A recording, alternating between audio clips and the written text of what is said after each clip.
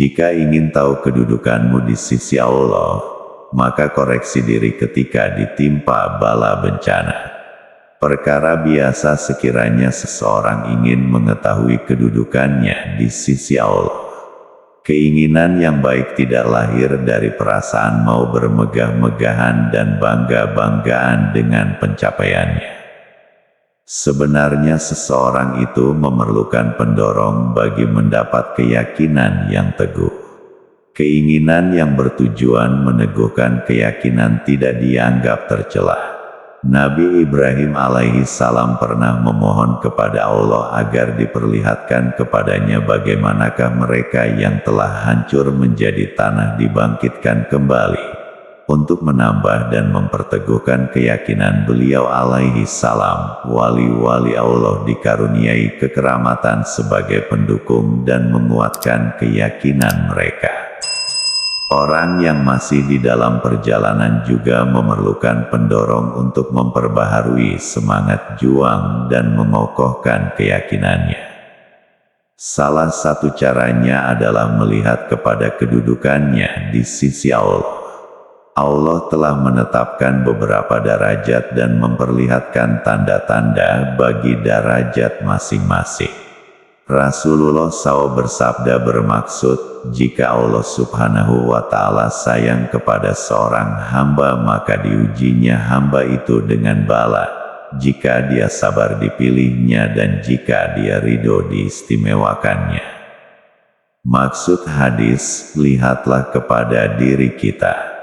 Jika kita terkena bala itu tandanya kita berada di dalam golongan hamba-hamba yang dikasihinya. Hamba yang dikasihi adalah hamba yang sabar dan ridho.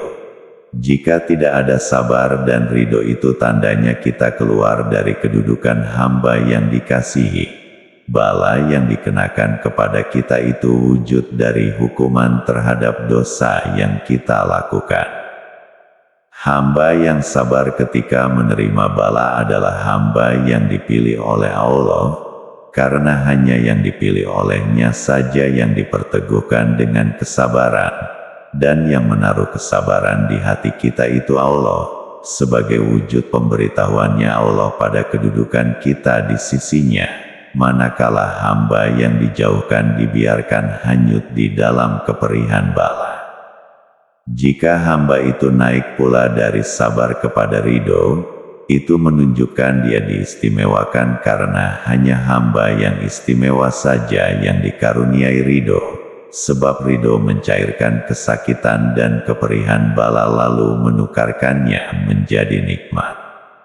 Allah subhanahu wa ta'ala berfirman, sesungguhnya orang-orang yang beriman itu, yang sempurna imannya, ialah mereka yang apabila disebut nama Allah dan sifat-sifatnya gementarlah hati mereka. Ayat 2, Surah Al-Anfal. Sesungguhnya yang sebenar-benar beriman kepada ayat-ayat keterangan kami hanyalah orang-orang yang apabila diberi peringatan dan pengajaran dengan ayat-ayat itu, mereka segera merebahkan diri sambil sujud menandakan taat patuh dan menggerakkan lidah dengan bertasbih serta memuji Tuhan mereka. Dan mereka pula tidak bersikap sombong takbur. Mereka merenggangkan diri dari tempat tidur, sedikit sangat tidur, karena mengerjakan sembahyang tahajud dan amal-amal salih. Mereka senantiasa berdoa kepada Tuhan dengan perasaan takut akan kemurkaannya, serta dengan perasaan ingin memperoleh lagi keridoannya, dan mereka selalu pula mendermakan sebagian dari apa yang kami beri kepada mereka. Ayat 15-16, Surah As-Sajdah. Allah menerangkan dengan jelas tentang keadaan hamba-hambanya yang berada dalam makom mukmin. Lihatlah kepada diri kita dan jawablah sendiri, adakah tanda-tanda mukmin itu ada pada kita atau tidak ada? Jika tidak ada, perbanyaklah sholat malam dan bersedekah. Rasulullah SAW bersabda, barang siapa ingin mengetahui kedudukannya di sisi Allah, hendaklah ia melihat dalam hatinya. Bagaimana keadaan Allah pada sisinya, karena Allah mendudukkan hambanya menurut ukuran si hamba itu mendudukkan Allah pada dirinya. Allah subhanahu wa ta'ala berfirman dalam hadis qudsi, "Aku adalah sebagaimana sangkaan hambaku, maka hendaklah dia menyangka dengan apa yang dia kehendaki." Perkara pokok dalam memahami kedudukan kita di sisi Allah adalah dengan melihat bagaimana keadaan hati kita terhadap Allah. Jika hati kita lalai dari mengingat Allah, maka kedudukan kita adalah hamba yang lalai. Jika hati kita kuat bergantung kepada amal, maka kedudukan kita adalah ragu-ragu dengan jaminan Allah. Jika hati kita kuat bertajrid, itu tandanya kita didudukkan dekat dengannya. Jika kita sabar menghadapi ujian bala, itu tandanya kita didudukkan dalam golongan pilihan. Jika kita ridho dengan apa juga takdir Allah, itu tandanya kita didudukkan dalam kumpulan yang diistimewakan. Jika kita merasakan diri kita kosong dari segala sesuatu, yang ada hanya Allah, itu tandanya kita berada di dalam makom makrifat. Jika kita merasa senang dengan syariat yang dibawa oleh Nabi Muhammad SAW, itu tandanya kita orang Islam. Jika gemetar hati kita bila mendengar peringatan kepada Allah dan mendengar ayat-ayatnya dibacakan, itu tandanya kita seorang mukmin. Jika kita selalu berusaha memperbaiki dan memperbagus amaliyah lahir batin kita dalam segala keadaan, itu tandanya kita seorang muhsinin. Jika kita menjalankan perintah Allah dengan tepat, bersungguh-sungguh meninggalkan larangannya, itu tandanya kita seorang mutakin.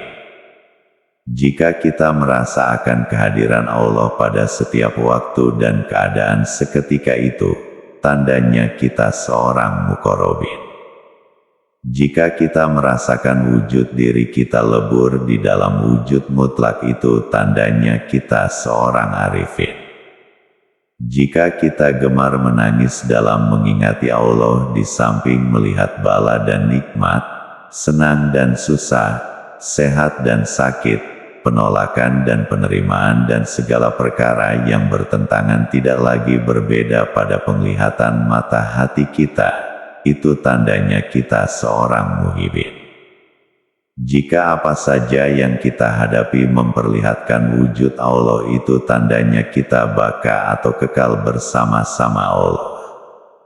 Lihatlah di mana kita didudukkan, disitulah kedudukan kita di sisi Allah. Suasana hati kita sebagai wujud kedudukan kita di sisi Allah. Allah yang menetapkan suasana hati kita, membolak-balikkan hati kita, segala keadaan haliahnya hati itu adalah semua Allah yang menempatkan sebagai pemberitahuan dari Allah kepada kita, di mana kedudukan kita di sisi Allah. Jika ingin tahu kedudukanmu, maka koreksi diri ketika ditimpa bala bencana. Bagaimana suasana hatimu? Sabarkah, ridho, mengeluh, atau bagaimana? Sang Kiai